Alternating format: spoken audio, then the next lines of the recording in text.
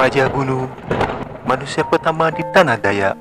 Raja Bunu adalah anak dari pasangan menyamai Tunggul, Garing, dan Jahunan, Laut dan Kemeluh Putak Bulau yang Julin Karangan, Limut Batu Kemasan Tambun. Menyamai Tunggul, Garing, dan Kemeluh Putak Bulau merupakan, menurut Hindu, keharingan adalah manusia yang pertama kali diciptakan oleh Ranying Hatala Langit. Dan Raja Bunu memang diwariskan untuk menghuni bumi dengan ciri-ciri keturunannya bisa mati atau meninggal setelah keturunan ke-9. Ciri-ciri yang lain adalah Raja Bunu tidak bisa menginang, maka diganti makanannya diganti menjadi beras, lauk pauk, dan lain-lain seperti makanan kita sekarang ini.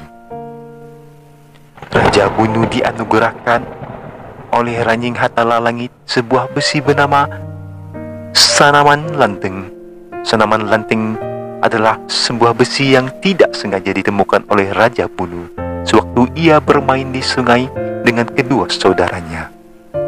Kedua saudara Raja Bunu itu masing-masing bernama Raja Sangin dan Raja Sangyang. Besi yang ditemukan oleh tiga bersaudara ini aneh, karena yang satu ujung besinya timbul ke permukaan air dan ujung lainnya tenggelam. Kalau dianalogikan, seharusnya seluruh batang besi itu tenggelam. Raja Bunu secara tidak sengaja memegang ujung senaman lenteng yang tenggelam dan kedua saudaranya memegang ujung yang timbul ke permukaan air.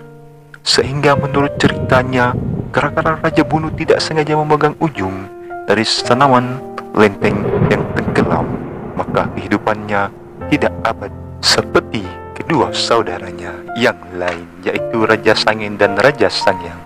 Besi yang mereka dapati itu akhirnya dibuat menjadi dohong, papan, benteng, sejenis alat khas yang bentuknya seperti pisau oleh ayah mereka. Raja Bunu dan kedua saudaranya dianugerahkan juga oleh Ranying Hatala Langit seekor burung yang bernama Gajah Bakapek Bulau Unta Hajaran Pandang Barikor Intan. Mereka dianugerahkan seekor burung itu ketika mereka sedang berada di sebuah bukit yang bernama Bukit Engkan Penyang. Ketika mereka sudah mendapati burung itu, rupanya tiga saudara itu tidak ada yang mau mengalah dan terus berebut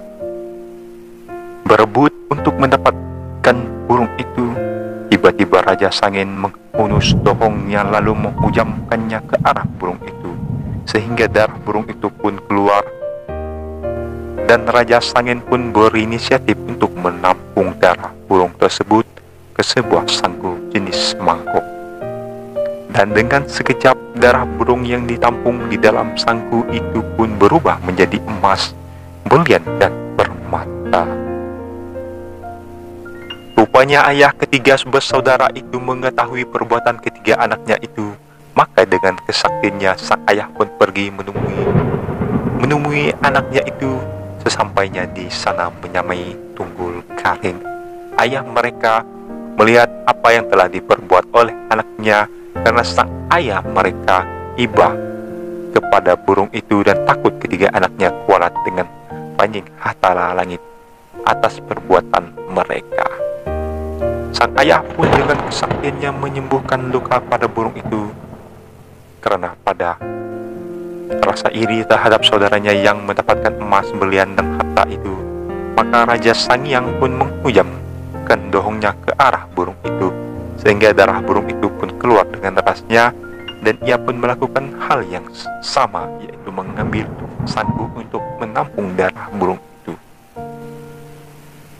Kejadiannya pun sama persis dengan yang dilakukan oleh Raja Sangin, yaitu emas, berlian, dan lain-lain. Dan ayah mereka pun akhirnya menyembuhkan luka pada burung tersebut, sehingga burung itu pun sehat kembali.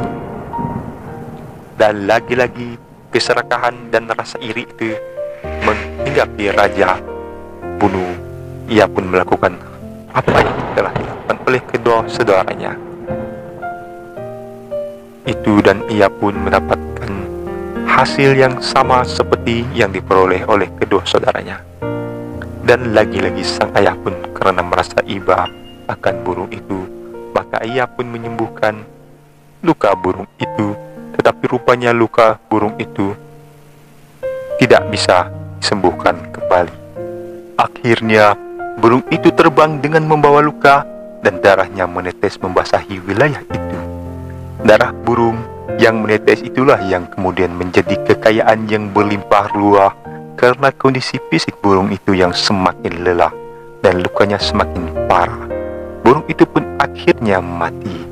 Akhirnya tempat burung itu mati dipenuhi dengan kekayaan yang abadi, dan menurut kepercayaan agama Hindu Keharingan, tempat itu disebut dengan Liu Tatau atau surga.